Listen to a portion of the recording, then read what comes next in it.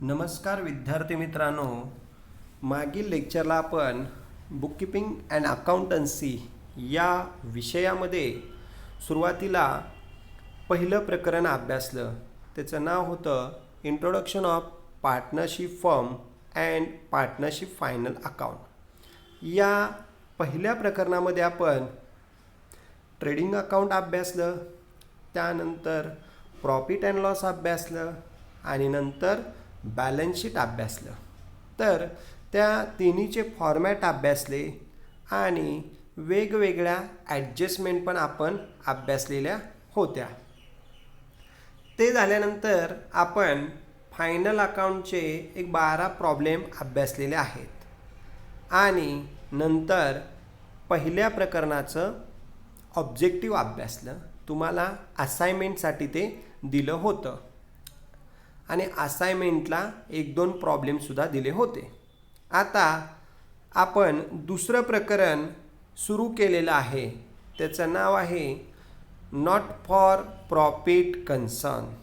या not for profit कन्सर्नमध्ये सुरुवातीला त्याचं मीनिंग पाहिलं, त्यानंतर डेफिनेशन आणि नंतर या नॉट फॉर प्रॉफिट कन्सर्नमध्ये या ठिकाणी कोणकोणते घटक इन्क्लूड होतात.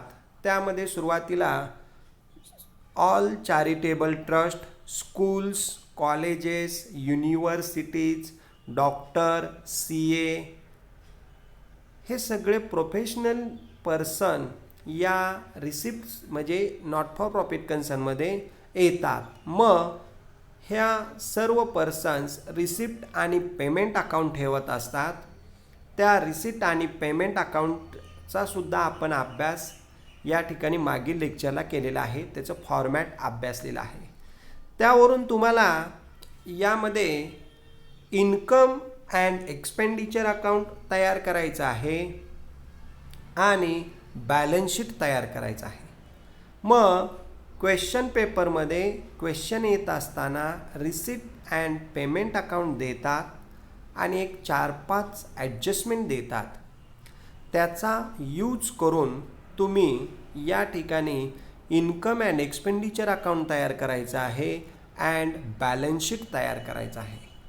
तर हा पहिला प्रॉब्लेम आपण या ठिकाणी सिम्पलच एक्झाम्पल घेतलेला आहे, जेणेकरून तुम्हाला लगेचच अंडरस्टँडिंग झालं की तुम्हाला या टॉपिकमधला बराचसा भाग कवर होणार आहे आपला पहिल्याच एक्झाम्पलवरून. त्यामुळं तुम्ही व्यवस्थित लक्ष द्या, म्हणजे कोणत्या ठिकाणी कोणते पॉईंट येत आहेत, पोस्टिंग कसं करायचं, ॲडजस्टमेंट कशा सोडवायच्या, त्याचे इफेक्ट कसे करायचे, हे आपण या पहिल्या प्रॉब्लेममध्ये अभ्यासणार आहोत. तर मग सुरुवातीला बघा, या ठिकाणी आपण प्रॉब्लेमचा स्टडी करत असताना या ठिकाणी सुरुवातीला तुम्हाला रिसिप्ट अँड पेमेंट अकाउंट दिलेलं आहे आणि खाली एक 3-4 ॲडजस्टमेंट दिलेले आहेत. त्यावरून तुम्हाला फक्त या ठिकाणी इन्कम अँड एक्सपेंडिचर अकाउंट हे एकच अकाउंट आपण सुरुवातीला तयार करत आहोत. पुढच्या प्रॉब्लेमपासून पुढील प्रॉब्लेमला आपण या ठिकाणी income and expenditure account and balance sheet हे दोन्ही कसं तयार करायचं, पोस्टिंग कसं करायचं हे शिकवणार आहे. तर आज फक्त आपल्याला पहिलाच प्रॉब्लेम आहे, त्यामुळं इन्कम अँड एक्सपेंडिचर अकाउंट हे एकच अकाउंट आपण तयार करत आहोत. तुम्ही व्यवस्थित लक्ष द्या, म्हणजे तुमच्या लक्षात येईल की कोणते पॉईंट कुठे येणार आहेत आणि त्या पद्धतीने पोस्टिंग कसं करायचं. चला तर मग या ठिकाणी प्रॉब्लेम व्यवस्थित मी वाचतोय, तुम्ही लक्ष द्या. बघा, सिंपल एक्झाम्पल, वीणा कल्चरल असोसिएशन सातारा फॉर्मचं नाव दिलेलं आहे त्या पद्धतीने. त्यानंतर पुढं या ठिकाणी receipts and payments account, receipt आणि पेमेंट अकाउंट तुम्हाला दिलेलं आहे for the year ended 31 March 2020, म्हणजे 31 मार्चला वर्ष संपलेलं आहे. मग सुरू झालेलं असणार आहे 1 एप्रिल 2019, म्हणजे 1 एप्रिल ते 31 मार्च 2020 असं वर्ष आहे. म्हणजे 19-20 हे आपलं या पद्धतीने चालू वर्ष आहे. त्या पद्धतीने त्याच्या एंट्र्या विचारात घ्यायच्या. 2019 ते 2020 हे वर्ष तुम्ही विचारात घ्या आणि त्या पद्धतीने आपल्याला प्रॉब्लेम सॉल्व करायचा आहे. सुरुवातीला बघा रिसीट आणि पेमेंट अकाउंट दिलेलं आहे. या ठिकाणी सुरुवातीला मी रिसीट साईडचे पॉईंट वाचणार आहे. रिसीटचे पॉईंट डेबिटचे आपण इन्कम साईडला लिहिणार आहोत, म्हणजेच क्रेडिट साईडला लिहिणार आहोत. एक एक पॉईंट या ठिकाणी मी एक्सप्लेन करतोय, तुम्ही व्यवस्थित लक्ष द्या म्हणजे तुमच्या लक्षात येईल कोणता पॉईंट कुठं ट्रान्सफर करायचा. रिसीटचे सगळे पॉईंट बऱ्यापैकी इन्कमला आपण लिहिणार आहोत, क्रेडिट साईडला लिहिणार आहोत, एवढं लक्षात ठेवा. सुरुवातीला बघा या ठिकाणी टू बॅलन्स ब्रॉट डाऊनमध्ये या ठिकाणी कॅश इन हँड 10,000 आणि कॅश ॲट बँक 19,200.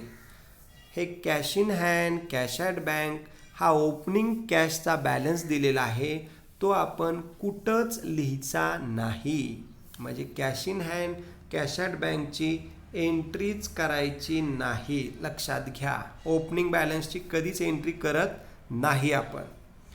त्यानंतर पुढं आपल्याला महत्त्वाचं दिलेलं आहे टू सबस्क्रिप्शन. आता या सबस्क्रिप्शनमध्ये मानधन, सभासद वर्गणी किंवा फी म्हणतो आपण त्याला, यामध्ये 3 वर्षांचं सबस्क्रिप्शन आपल्याला दिलेलं आहे. त्यामध्ये 2018-19 15,000 दिलेलं आहे बघा. ते 15,000 आपण कुठंच लिहायचं नाही, ते मागील वर्षीचं आहे सबस्क्रिप्शन, त्यामुळे ते विचारात घ्यायचं नाही. त्यानंतर 2019-20 1,00,000 हे 1,00,000 आपण इन्कम साईडला लिहिणार आहोत, म्हणजेच क्रेडिट साईडला लिहिणार आहोत, लक्षात घ्या. इन्कम साईडला 1,00,000 लिहिणार आहोत. त्यानंतर पुढील वर्षाचं सबस्क्रिप्शन 2020-21 या ठिकाणी 8,000 आहे. ते पुढच्या वर्षीचं ॲडव्हान्स सबस्क्रिप्शन घेतलेलं आहे, ते आपण बॅलन्स शीटच्या लॅबिलिटी साईडला दाखवणार आहोत. पण या ठिकाणी आपण फक्त इन्कम अँड एक्सपेंडिचरच अकाउंट तयार केलेलं आहे, त्यामुळे ते 8,000 सुद्धा कुठंच लिहायचं नाही. म्हणजे 2018-19चे 15,000 कुठंच लिहायचे नाहीत आणि 2020-21चे 8,000 सुद्धा कुठंच लिहायचे नाहीत. म्हणजे या ठिकाणी सुरुवातीला फक्त तुम्ही हे 1,00,000च या ठिकाणी विचारात आपण 1,00,000च घेणार आहोत. अशा पद्धतीने हे 1,00,000च आपल्याला पोस्टिंग करायचं आहे. त्यानंतर पुढं या ठिकाणी डोनेशन दिलेलं आहे आपल्याला बघा. डोनेशन आपल्याला दिलेलं आहे, ते सुद्धा आपण व्यवस्थित बघणार आहोत. बघा डोनेशन 25,000 हे जनरल डोनेशन आहे. हे डोनेशन आपण इन्कम साईडला म्हणजेच क्रेडिट साईडला लिहिणार आहोत. अशा पद्धतीने डोनेशन लिहित असताना ते इन्कम साईडला आपल्याला लिहायचं आहे. त्यानंतर टू एंट्रान्स फी 15,000 ही एंट्रान्स फी सुद्धा आपण इन्कम साईडलाच लिहिणार आहोत. त्यानंतर पुढं दिलेलं आहे पिकनिक रिसीट. सेकंड स्लाइडला बघा, पिकनिक रिसीट 20,000 ही पिकनिक रिसीट सुद्धा आपण इन्कम साईडलाच लिहिणार आहोत. इन्कमलाच पिकनिक रिसीट आपण घेतो. अशा पद्धतीने हे रिसीट साईडचं फक्त सबस्क्रिप्शन 1,00,000 आपण इन्कमला लिहिणार आहोत. डोनेशन 25,000 इन्कमला लिहिणार आहोत. एंट्रान्स फी 15,000 इन्कम साईडला लिहिणार आहोत. आणि पुढं या ठिकाणी पिकनिक रिसीट सुद्धा आपण 20,000 इन्कमला लिहिणार आहोत. तर या पद्धतीने हे 4 पॉईंट आपण इन्कम साईडला लिहिणार आहोत. आता या ठिकाणी विद्यार्थी मित्रांनो आपल्याला पेमेंट साईड बघायचे आहे. क्रेडिट म्हणजेच पेमेंट साईड. आता पेमेंट साईडचा विचार करत असताना पेमेंटचे सर्व पॉईंट्स आपल्याला एक्सपेंडिचरला म्हणजेच डेबिट साईडला लिहायचे आहेत. पेमेंटचे क्रेडिटचे पॉईंट आपण एक्सपेंडिचरला म्हणजेच डेबिट साईडला लिहिणार आहोत. चला तर मग या ठिकाणी पेमेंटचे पॉईंट बघू.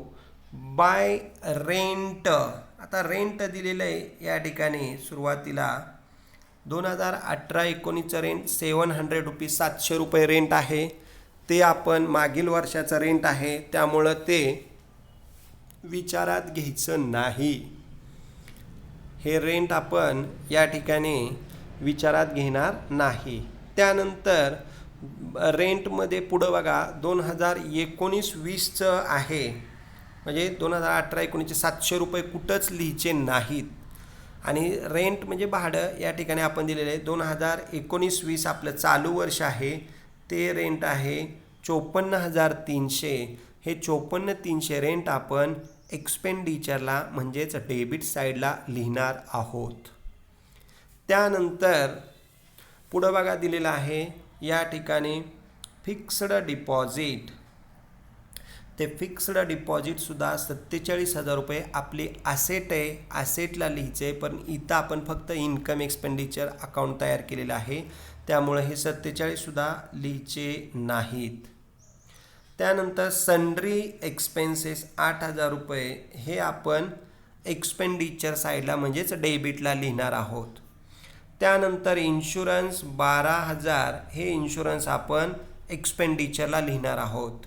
त्यानंतर पुढं आहे प्रिंटिंग अँड स्टेशनरी. हे सुद्धा आपण एक्सपेंडिचरला लिहिणार आहोत 6,000 रुपये प्रिंटिंग अँड स्टेशनरीचे. त्यानंतर पिकनिक एक्सपेन्सेस 18,000 हे आपण एक्सपेंडिचरला म्हणजेच डेबिट साईडला लिहिणार आहोत. 18,000 रुपये पिकनिक एक्सपेंडिचर, पिकनिकचा खर्च आहे तो. त्यानंतर सॅलरी 20,000 रुपये. ही सॅलरी आपण या ठिकाणी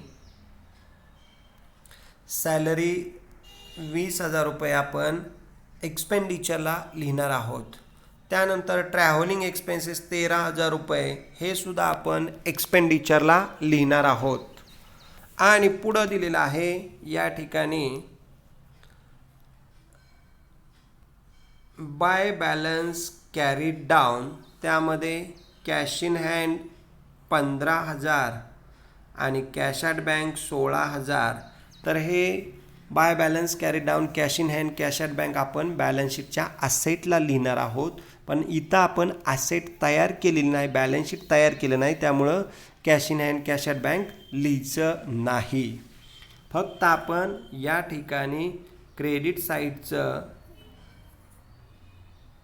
कोणकोणते पॉईंट लिहिणार आहोत एकदा परत टिक मार्क करतो. रेंट आहे ते 54,300 एक्सपेंडिचरला लिहिणार आहोत. नंतर सन्ड्री एक्सपेन्सेस 8,000 एक्सपेंडिचरला लिहिणार आहोत. इन्शुरन्स 12,000 एक्सपेंडिचरला लिहिणार आहोत. प्रिंटिंग अँड स्टेशनरी एक्सपेंडिचरला लिहिणार आहोत. पिकनिक एक्सपेन्सेस एक्सपेंडिचरला लिहिणार आहोत. सॅलरी 20,000 ती पण एक्सपेंडिचर साईडला लिहिणार आहोत म्हणजेच डेबिट साईडला लिहिणार आहोत. आणि ट्रॅव्हलिंग एक्सपेन्सेस 13,000 रुपये हे सुद्धा आपण एक्सपेंडिचरलाच लिहिणार आहोत. म्हणजे या ठिकाणी पेमेंटचे क्रेडिटचे पॉईंट आहेत ते डेबिट साईडला लिहायचे आहेत. गुणिले चिन्ह लक्षात ठेवा. पेमेंटचं एक्सपेंडिचरला हे 7 पॉईंट आपण फक्त एक्सपेंडिचरला लिहिणार आहोत. बाकीचे पॉईंट बॅलन्स शीटला घेणार आहोत पण ते का बॅलन्स शीट इथं तयार केलेलं नाही त्यामुळे हे 7 पॉईंट फक्त लक्षात घ्या. आता या पॉईंटवरच्या ज्या काय आपल्याला ॲडजस्टमेंट बघायच्या आहेत त्या पण खूप महत्त्वाच्या आहेत. त्या पण व्यवस्थित लक्ष द्या. मी तुम्हाला समजून सांगतो व्यवस्थित. आता बघा ॲडजस्टमेंटमध्ये सुरुवातीला outstanding rent current year was ₹7,000 म्हणजे 7,000 रुपये भाडं द्यायचं राहिलेलं आहे. मग आता या ठिकाणी तुम्हाला दिसत असेल की एक्सपेंडिचर साईडला रेंट आहे बघा त्यामध्ये 7,000 रुपये ॲड केलेलं आहे. म्हणजे सुरुवातीला जर तुम्ही लक्ष दिलं तर रेंट आउटस्टँडिंग आहे, रेंटमध्ये ते आपल्याला ॲड करायचं आहे. आता पुढं या ठिकाणी दुसरी ॲडजस्टमेंट बघा.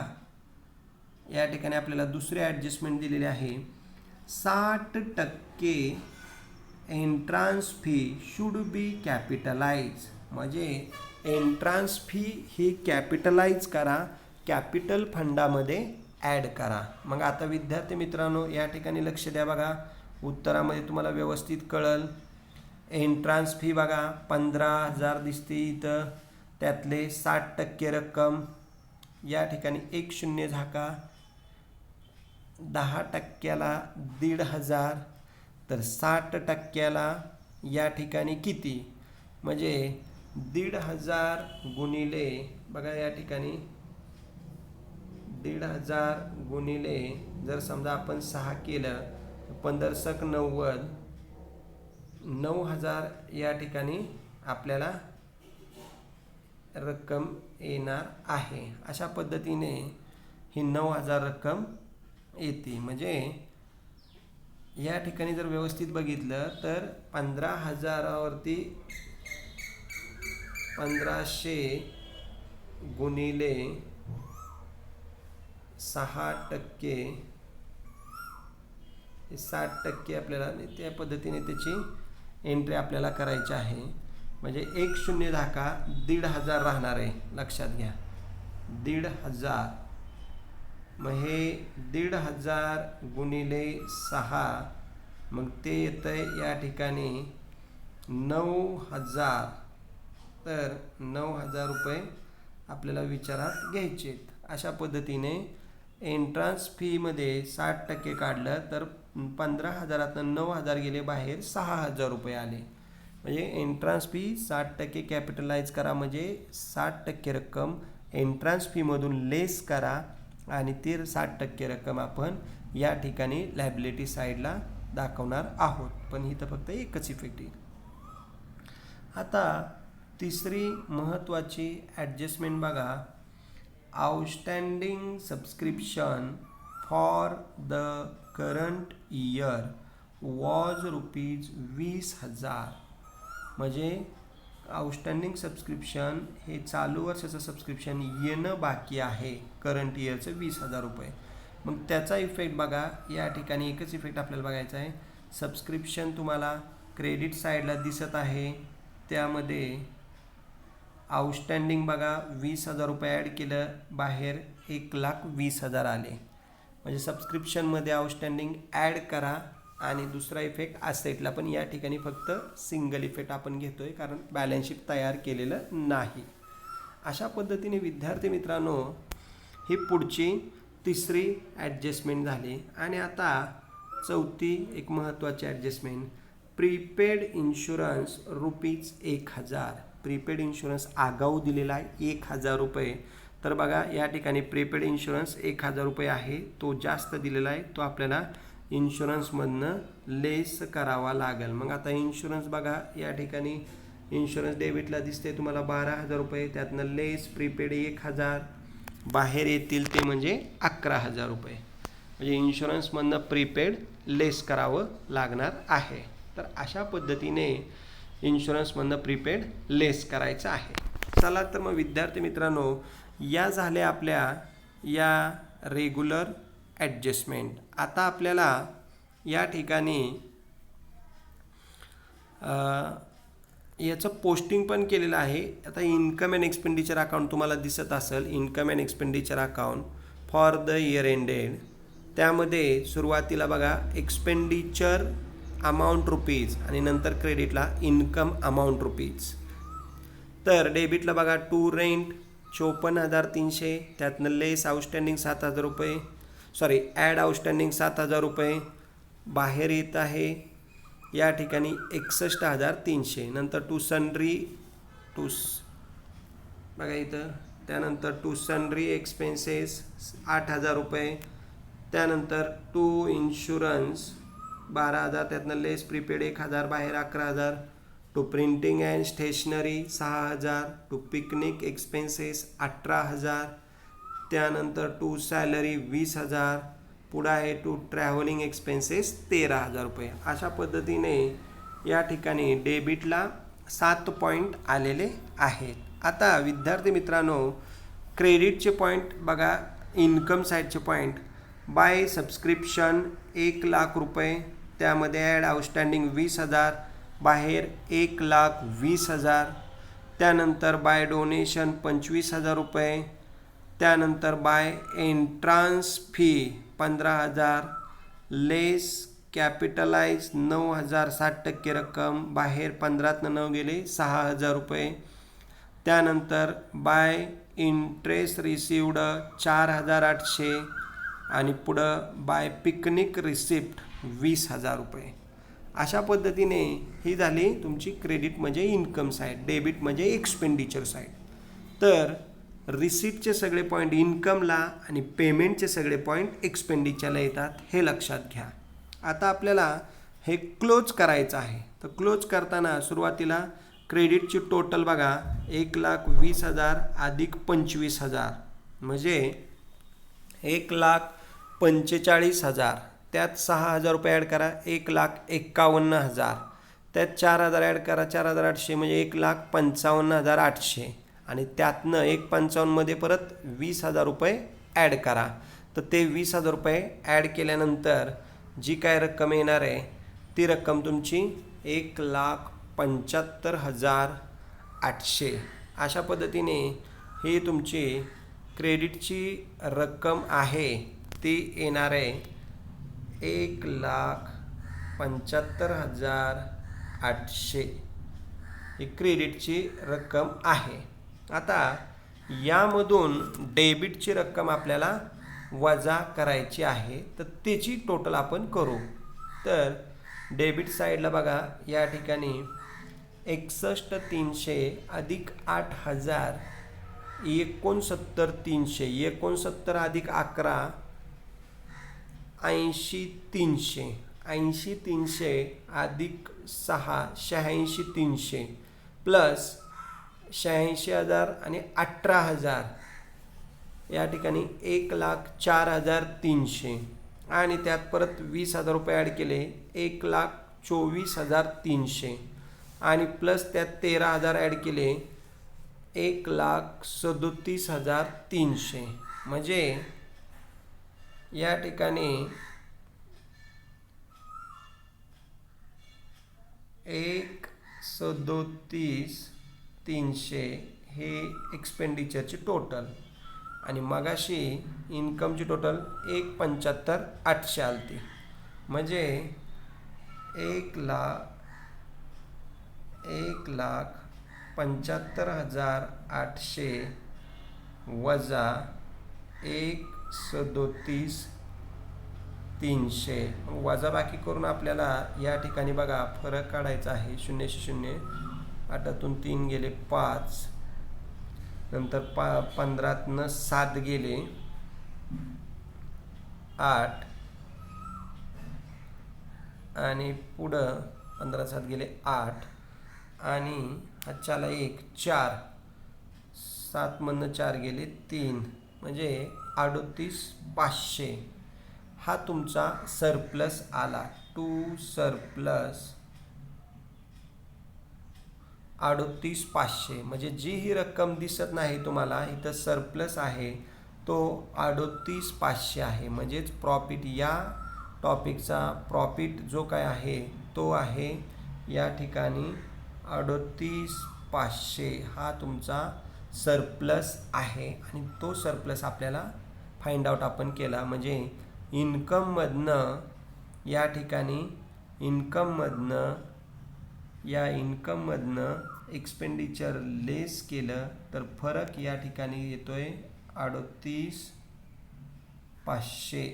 तर या पद्धतीने तुमचा 38,500 सरप्लस आलाय. तो तुम्हाला इथं खाली लास्टला दिसत नाही, त्याला म्हणायचं टू सरप्लस म्हणजेच एक प्रकारचा प्रॉफिट आहे.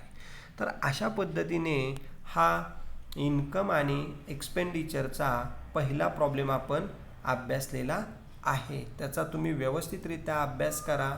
काही शंका असतील तर बघा, या ठिकाणी विचारा. रिसिप्टचे सगळे पॉईंट इन्कमला येतात, पेमेंटचे सगळे पॉईंट एक्सपेंडिचरला येतात आणि आपण फक्त आज इन्कम अँड एक्सपेंडिचर एकच अकाउंट अभ्यासलेलं आहे आणि त्या पद्धतीने त्याचं पोस्टिंग केलेलं आहे. जरी काय तुमच्या शंका असतील तरी विचारा आणि तुम्ही हा प्रॉब्लेम व्यवस्थित सिम्पलच आहे पोस्टिंग करा. काही शंका असतील तर बिनधास्त विचारा. ठीक आहे, आज आपण या ठिकाणी थांबत आहोत. पुढील लेक्चरला आपण नेक्स्ट प्रॉब्लेम अभ्यासणार आहोत. त्या अगोदर तुम्ही इन्कम अँड एक्सपेंडिचर अकाउंटचं फॉर्मॅट आणि बॅलन्स शीटचं फॉर्मॅट व्यवस्थित आखून घ्या. ॲडजस्टमेंट सांगितलेले आहेत त्या व्यवस्थित या ठिकाणी लिहून काढा आणि काही शंका असतील तर विचारा. ठीक आहे, धन्यवाद. आज आपण इथंच थांबत आहोत. काही शंका असतील तर क्लास कमेंटमध्ये जरूर तुम्ही या ठिकाणी कमेंट द्या. जर समजलं नसेल तर विचारा आणि समजत असेल तर तिथं लिहा की समजतंय सर, किंवा काही शंका असतील तर व्हॉट्सअप ग्रुपला ह्याला विचारा. आणि याच्यावरच आपण या ठिकाणी तुम्हाला गुगल फॉर्ममध्ये असाइनमेंट पण देणार आहोत. 1-2-4 क्वेश्चन ते पण तुम्ही सॉल्व करून मला सेंड करा, म्हणजे लक्षात येईल की तुम्हाला कितपर्यंत हा टॉपिक समजलेला आहे. ठीक आहे, धन्यवाद. काही शंका असतील तर विचारा.